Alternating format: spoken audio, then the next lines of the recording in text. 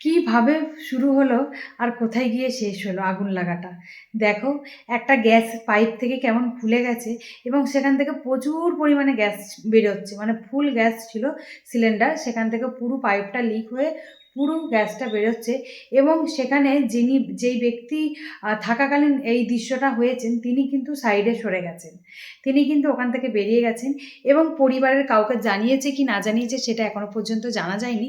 তবে আমার যতটা মনে হয় এখানে হয়তো জানানো হয়নি, তাই ওনারা দুজনে এসেছেন এবং আসার সাথে সাথে আপনারা দেখতে পাচ্ছেন পিছন দিক থেকে পুরো আগুনটা এসেছে, পিছন দিক থেকে পুরো আগুনটা লেগেছে। এবং ওখানে যে ওনারা দুজন এখনও পর্যন্ত জীবিত আছে এটাই বিশাল বড় একটা জিনিস।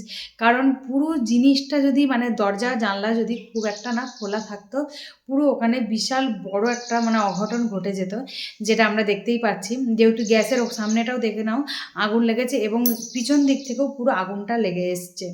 তো তাই সবাইকে একটা সতর্কবার্তা দিতে চাই, সবাই চেষ্টা করবেন যে যেখানেই যাবেন এবং ঘরেও যদি থাকেন চেষ্টা করবে গ্যাসটাকে ঠিকভাবে দেখতে এবং কোথাও দিয়ে তার পাইপটা চেক করবে মাঝে মাঝে, যেহেতু লিকেজ হচ্ছে কি না দেখবে।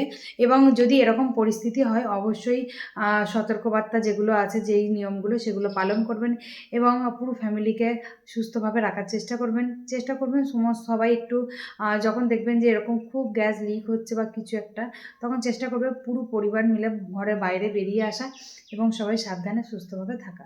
তো চেষ্টা করবেন এইভাবে থাকার, কারণ খুব দেখতেই পাচ্ছেন আমাদের খুব চোখের সামনে একটা ঘটনা ঘটে গেল যে এনারা হচ্ছে একদমই পুরো শেষ হতে হতে আর কি বেঁচে যাওয়া আর কি। যাই হোক, ভিডিওটা এতটুকুই, সবাই সাবধানে থাকবেন, ভালো থাকবেন।